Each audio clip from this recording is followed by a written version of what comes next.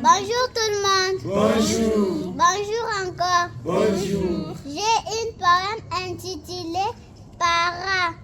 Oh Para, vous m'avez délaissé, vous m'avez abandonné. Je vagabonde, j'ai par ici, j'ai par là, et vous m'avez chassé, et vous m'appelez sorcière.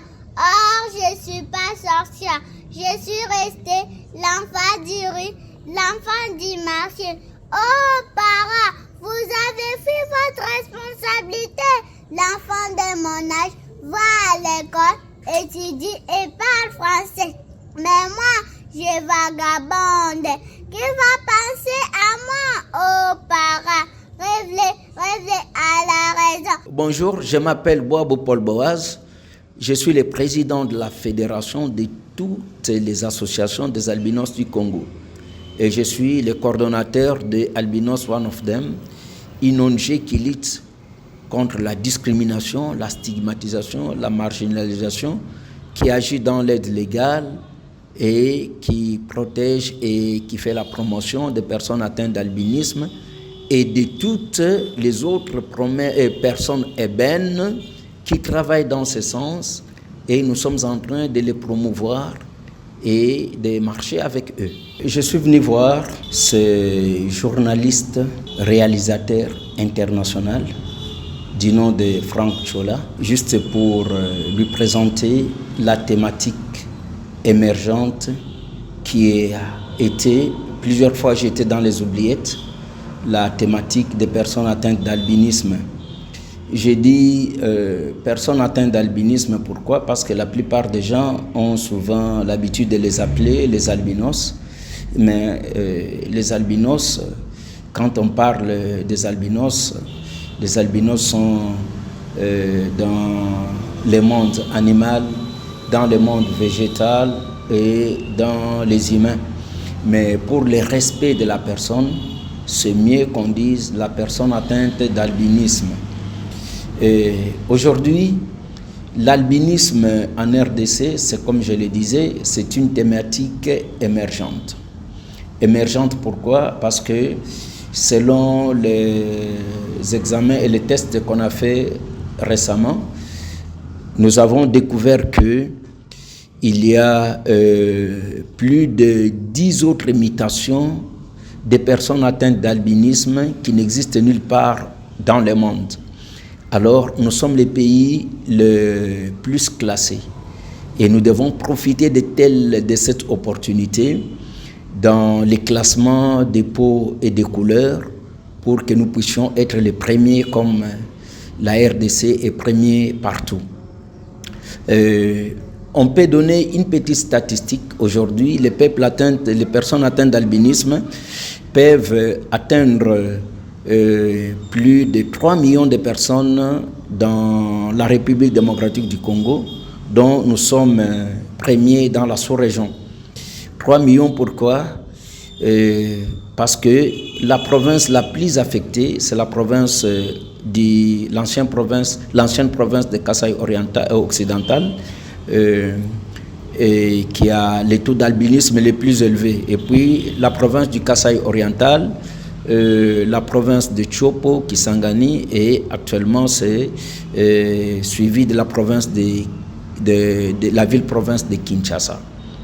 Alors, les personnes atteintes d'albinisme ont une histoire de telle sorte que quand nous regardons dans les anciens temps, la dynastie des Koshi, qui était en Égypte, qui est descendue vers le sud, est venue juste s'installer en RDC, et aujourd'hui on peut les reconnaître sous la dénomination des peuples Konchi. Konchi était une personne atteinte d'albinisme. Quand nous regardons dans les villages de Kanyuka, le chef Kanyuka Mutoka Muchadi était aussi une personne atteinte d'albinisme, et le chef Luntu de la tribu de Luntu était aussi une personne atteinte d'albinisme, et aussi le chef, la personne Munkamba du nom du lac Munkamba est une personne atteinte d'albinisme. Vous remarquerez même quand le lac est en réveil, il faudrait la présence d'une personne atteinte d'albinisme pour prononcer certaines paroles ou certains pentacles, afin que le lac se calme. Et aujourd'hui, en RDC, les territoires les plus affectés des personnes atteintes d'albinisme, c'est le territoire de Kabaya-Kamwanga. Vous remarquerez même dans leur totem, dans leur chant, ils chantent un Pukachitonta, Ujulela Bakalenga, Batoka, Nibitokatoka, et c'est dans leur chant et dans leur sang. Et vous remarquerez dans les territoires de Kabaya-Kamwanga, surtout dans les secteurs de lac Mukamba et dans le secteur d'Ndomba, ils sont plus nombreux. Ainsi, même notre président de la République, quelle coïncidence, ça se coïncide, il est né le 13 juin, la journée internationale de sensibilisation à l'albinisme. Alors on peut dire il est notre jumeau. Alors mon message était juste d'éveiller cette thématique et de faire quelque chose pour que ça puisse s'étendre partout, que nous puissions gagner les paris au niveau africain. Parce que le président de la République, quand il a organisé les premiers colloques de sensibilisation à l'albinisme, il avait dit que la thématique doit avoir une représentation au niveau de l'Union africaine. Union africaine. Et notre thématique lutte contre la discrimination, la stigmatisation, la marginalisation, l'ostracisme, les traditions rétrogrades, la mutilation de cadavres des personnes atteintes d'albinisme qui se fait souvent pendant les périodes des élections, la profanation des tombes, l'ostracisme et la déconsidération. Ainsi, dans notre fédération, tous les gens qui nous accompagnent, nous leur octroyons des diplômes d'ambassadeurs ou d'ambassadrices. Nous avons déjà plus de 4 ou plus de 5 dans lesquels il n'y a qu'une seule femme et que les autres sont des hommes. Ainsi, notre programme d'action est que d'éveiller la conscience pour que cette thématique soit intégrée partout. Vous savez, depuis que le Congo est Congo, nous n'avons jamais eu une personne atteinte d'albinisme qui est député national, qui est ministre, qui a été nommé comme sénateur, ou qui a, disons, élu comme sénateur, ou qui a été nommé comme diplomate, ou qui que ce soit. Alors, cette catégorie de personnes, on doit les valoriser, parce que c'est la RDC qui a les classements les plus élevés de la sous-région. Nous devons prendre le leadership. Nous devons faire quelque chose pour ces frères, ces enfants qui sont discriminés, stigmatisés, marginalisés. Et aussi, autre chose, au sujet de l'environnement, c'est nous qui produisons avec nos tourbières l'oxygénation du monde. Et les personnes atteintes d'albinisme sont les premières victimes du réchauffement climatique. Nous devons travailler dans ce sens, faire que cette thématique soit émergente, de telle sorte que nous puissions être classés les premiers au niveau de l'Afrique, au niveau de la sous-région et pourquoi pas au niveau du monde. Toutes les personnes qui ont l'habitude de soutenir dans l'ombre les personnes atteintes d'albinisme, nous allons les valoriser. Nous allons juste les donner, les octroyer les diplômes d'ambassadeurs ou d'ambassadrices des personnes atteintes d'albinisme. Et ces diplômes-là est valorisé au niveau national. Bon, nous ne les connaissons pas. C'est la raison pour laquelle je suis venu chez vous, l'homme des médias, qui peut connaître ces personnes qui sont juste cachées à nos yeux. Et dès que nous les découvrons, nous allons les rapprocher, nous allons parler avec eux, comme ce sont des personnes au-delà de ce qu'ils font pour les personnes atteintes d'albinisme, alors nous allons aussi les valoriser. Franck Tchola, c'est un homme de connexion. Il peut nous connecter avec différentes personnes, différentes personnalités qui s'occupent et qui travaillent dans l'ombre pour cette catégorie de personnes. Nous voulons les valoriser.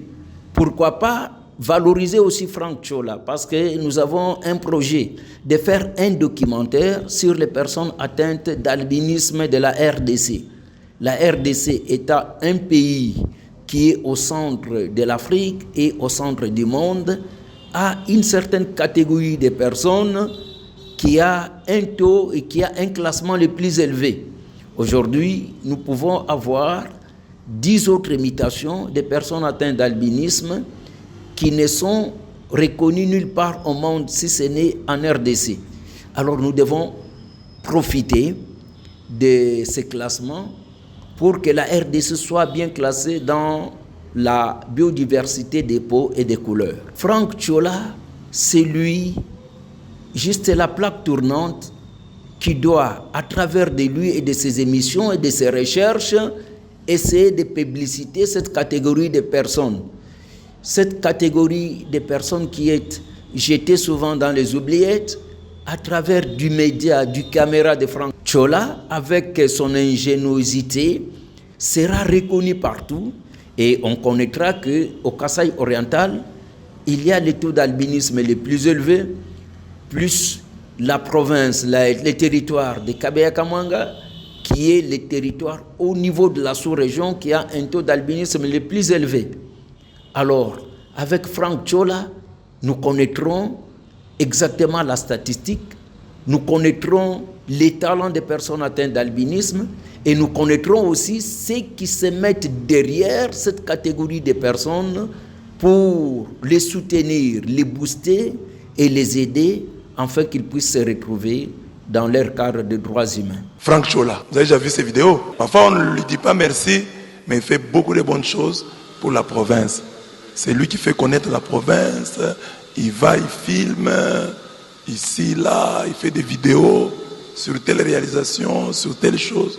En tout cas, il donne une bonne image de la province du Kasaï. Franck Tchola Wetu, le bien qui est fait, il l'étale, il fait du bruit autour et la province a une bonne image. Le Kasaï est bien présenté partout.